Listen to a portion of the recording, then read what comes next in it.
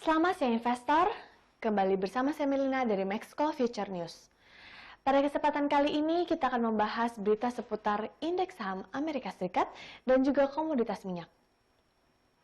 Bursa saham Amerika Serikat berakhir bervariasi pada akhir perdagangan Rabu waktu setepat atau Kamis dini hari waktu Indonesia Barat.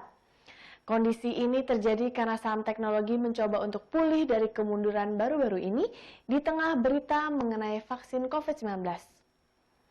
Kabar terakhir mengatakan vaksin milik Pfizer asal Amerika Serikat yang berkolaborasi dengan BioNTech asal Jerman efektif untuk menangkal virus COVID-19 hingga lebih dari 90% tanpa ada efek samping berbahaya. Kedua perusahaan tersebut berencana untuk mengajukan penggunaan darurat vaksin kepada Food and Drug Administration Amerika Serikat pada pekan ketiga November 2020.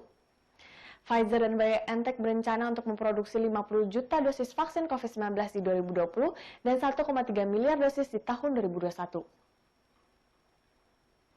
Kamis 12 November 2020, indeks Dow Jones Industrial Average turun sebanyak 23,29 poin atau 0,08% menjadi 29.397,63. Sedangkan S&P 500 naik sebanyak 27,13 poin atau 0,77% menjadi 3.572,66. Kemudian indeks komposit Nasdaq melonjak 232,57 poin atau 2,01% menjadi 11.786,43. Sebanyak 6 dari 11 sektor utama S&P 500 maju dengan sektor teknologi ditutup 2,41%. Sebagai informasi, Nasdaq yang terdiri dari konstituen saham-saham teknologi telah jatuh dalam 2 hari pada perdagangan sebelumnya karena saham teknologi seperti Microsoft, Amazon, Apple, dan Netflix ditinggalkan investor. Penyebabnya karena kabar baik dari hasil uji coba vaksin virus corona tahap akhir mendorong rotasi saham teknologi ke sektor-sektor yang biasanya berkinerja lebih baik dari resesi seperti industri, material, dan juga energi. Sementara itu, Center for Indonesian Policy Studies menilai terpilihnya Joe Biden dan Kamala Harris dari Partai Demokrat sebagai Presiden dan Wakil Presiden Amerika Serikat akan berkontribusi pada upaya pemulihan perekonomian global. Peneliti CIPS Pinkan Audrun Kosijungan menyampaikan optimisme tersebut didasarkan pada program ekonomi keduanya yang cenderung terbuka terhadap kerjasama internasional. Hal ini juga akan membawa manfaat bagi Indonesia. Selain itu, terpilihnya Joe Biden sebagai Presiden Amerika Serikat memberikan harapan pada situasi perang dagang dengan Tiongkok. Menurutnya, pendekatan yang diusung oleh Joe Biden diperkirakan berbeda dengan Presiden Donald Trump. Amerika Serikat di bawah kepemimpinan Biden memungkinkan lebih mengupayakan diplomasi dalam mengatasi perang dagang.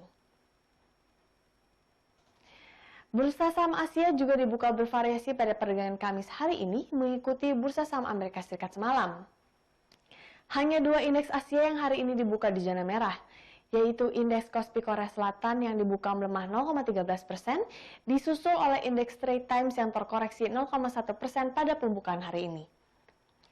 Sedangkan sisanya dibuka di zona hijau, yakni indeks Hang Seng di Hong Kong yang dibuka melesat 0,88%, disusul oleh Nikkei di Jepang yang menguat 0,35% dan Shanghai Composite China yang naik tipis 0,07%. Saham teknologi di bursa Asia Pasifik kemungkinan akan tetap menjadi fokus investor setelah sektor tersebut melambung di Amerika Serikat semalam. Sementara itu, di kawasan Asia hari ini telah dirilis data harga ekspor dan impor di Korea Selatan untuk periode Oktober 2020. Berdasarkan data dari Trading Economics, harga ekspor negeri ginseng pada Oktober 2020 tumbuh negatif menjadi negatif 6,4% secara year on year, sedangkan harga impor Korea Selatan juga tumbuh negatif menjadi negatif 11,6%. Selain harga ekspor impor Korea Selatan, Jepang juga merilis beberapa data ekonominya pada pagi hari ini, yakni indeks harga produsen. Tercapai PPI negeri Sakura tersebut untuk bulan Oktober cenderung stagnan di level negatif 0,2% secara bulanan atau month on month. Sedangkan secara tahunan PPI Jepang tumbuh negatif 2,1% pada Oktober 2020.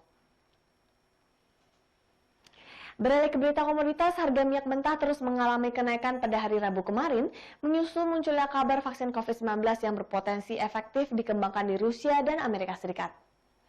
Minyak mentah Brent melonjak di atas $45 Amerika Serikat per barrel, menandai kenaikan 15% dari minggu lalu. Baik minyak mentah Brent maupun US Waxes Intermediate naik hampir 3% pada hari Rabu dengan perdagangan WTI pada 42,51 dolar Amerika Serikat per barrel. Berita mengenai vaksin Pfizer telah mengangkat harga minyak lebih dari 10%. Analis mengatakan meyakini bahwa vaksin yang tersedia secara luas akan memulihkan kepercayaan konsumen terkait perjalanan sehingga masyarakat dapat kembali beraktivitas seperti semula dan meningkatkan permintaan akan bahan bakar. Sekian berita seputar indeks saham dan komoditas minyak untuk hari ini. Saya Melina pamit undur diri, terima kasih dan sampai jumpa lagi.